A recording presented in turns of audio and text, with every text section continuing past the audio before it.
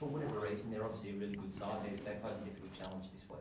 Yeah, they are. Look, they and last week was a great reminder for us that that what they're capable of, and knowing Macca well, that I know he'll have them ready to play, and it'll be a significant challenge. And as you said, their recent history against us is really strong, so we need to make sure we can turn that around.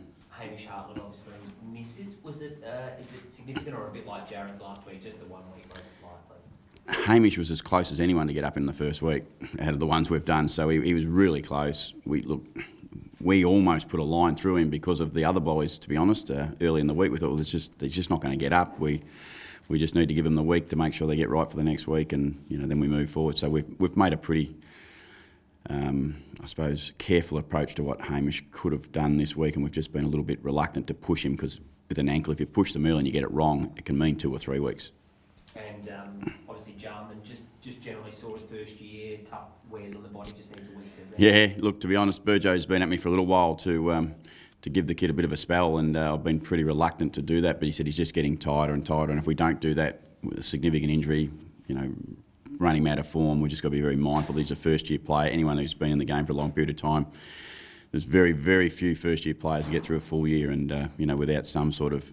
They're needing just a little bit of time off and just to recover their bodies. He's such a young player. He's been enormous for us, and we're really excited about giving him a week to get himself right and hopefully back for the next one. With no disrespect to the Bulldogs, Ken, that Hamish and Jarman were so close, have you got perhaps one eye on the week after? No, not at all. That's nothing I'll ever do. Not one thing that I'll ever interested in. I'm interested in picking the best team to play this week, and that's all I'll ever be interested in. And we've said all year we're not going to take any risks, and if we've got players in risk categories, that's where both Jarman, Dom, and Hamish fall. So if they fall in that bracket, we're not going to take that risk. What did you make of the Bulldogs?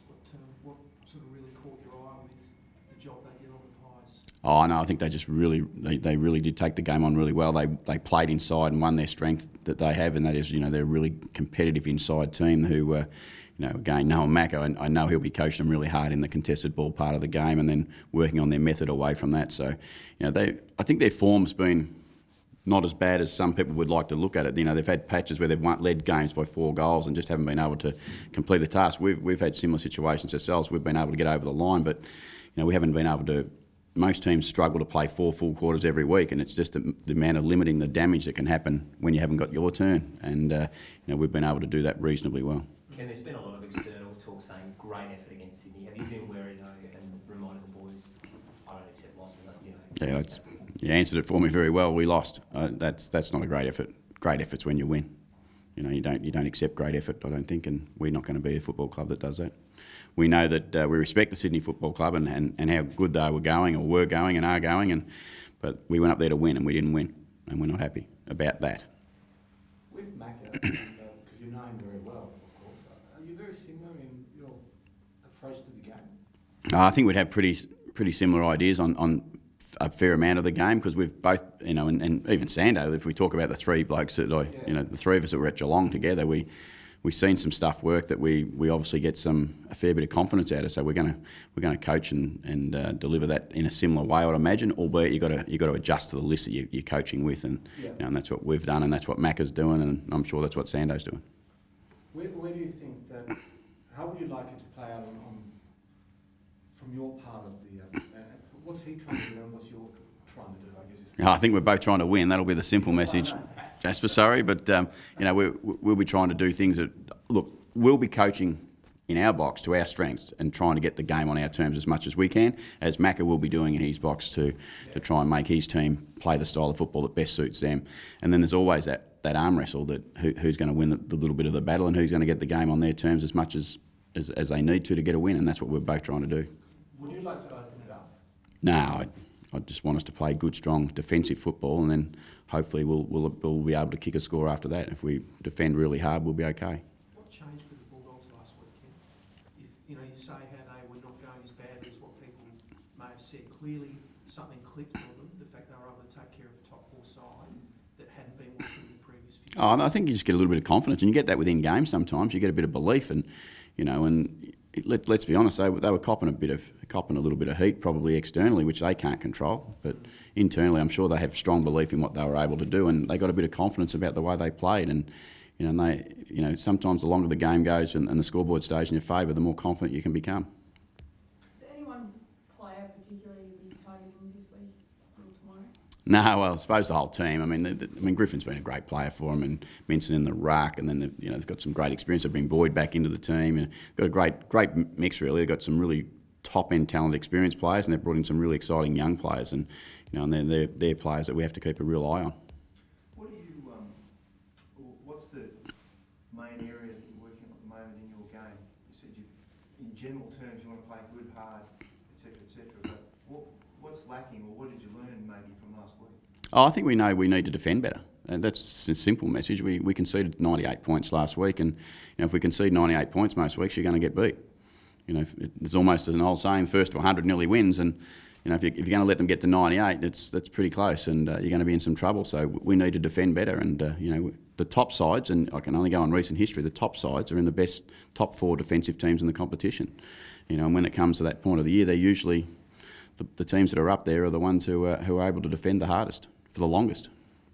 And on that, what do you make of Western Bulldogs' attack, which is their, if there's an Achilles heel with them, that's it? I would suggest that they're working really hard on the defensive side of the game, and that they know they're going to grow the other part of their game. And sometimes it's a little bit personnel based and your offence. So, it's for them. They'll be fixing up. Now, knowing Mac, I think the contested side of the game, the defensive side of the game, will be the number one priorities, as it is with us. And you'll try and build your team from there, and we've been able to do that. And I'm sure they'll be still working towards doing it themselves. Are you still working on that front half stuff that maybe you haven't got the mix right just yet? In our forward half, you're talking about? Yeah, in your forward half. If you're getting better and better at the defensive side of things, but you're so reliant on your midfielders for goals as well. Yeah, I think, I don't know whether we're relying on, every side relies on their midfielders for goals, but we've got a really damaging forward half when you look at the players in there and their ability to do what they can do. But we'll always be looking and tinkering with what works best, and hopefully looking to improve. That's the key thing, that every game through the season you have to get better. And whether it's in our offence, whether it's in our stoppage structure, whether it's in our defensive method, we're always looking to try and make it better. And if people can do that, or help us personnel, or if different sizes can help us do that, we're prepared to look at that. Get Pollock back this week. How much of a positive is that with Hamish out? It would be nice to have them both. That would be the first. It'd be nice to not have a rolled ankle and one of our elite midfielders not go down each week. But it's really important for us to get Jared back. His form, look, it's been documented all year. His form's been really strong for us. He's been an important player. He provides us with some of that outside run that we need, and hopefully some of that that defensive effort that we want to get back and help and support the team. So he's really important for us. Hamish is a big loss though. There's no bones about that. Hamish's game before he rolled his ankle was a significant game of football. I think he 36 and was best on ground in the game. So you're going to miss a player like that. You said you were going to strap your ankles during the week. Yeah, I've just been in there strapping a few now, so trying to make sure they're all under control. But we have had a little bit of a run with injury, but we've had injuries all year. Every side does. You cop your lot and you move on and you play with what you've got available. And hopefully, as I said before, not being personnel based, we can cover what we have to. You would have talked about this. Is it just a coincidence, you think, that you've had so many ankles? I hope so. Otherwise, just someone's out there doing something silly to our players. If you look at how they've happened, they've all been under a collision. They've been, a bad landing, a foot getting pinned. We've seen Hanbury do the same thing. Yeah. In our game last week for Sydney, we've had Monfries, Wingard. People forget we've had Monfries and Wingard in round 3 against the Kangaroos. We lost 2 ankles in that game, and it's just been nearly one every week since. So, it's just the nature of the game. It's a collision sport, and you're going to get injuries. Yeah. Take them over hamstrings. I don't want any of them. I don't know. If I take them over hamstrings, I don't know.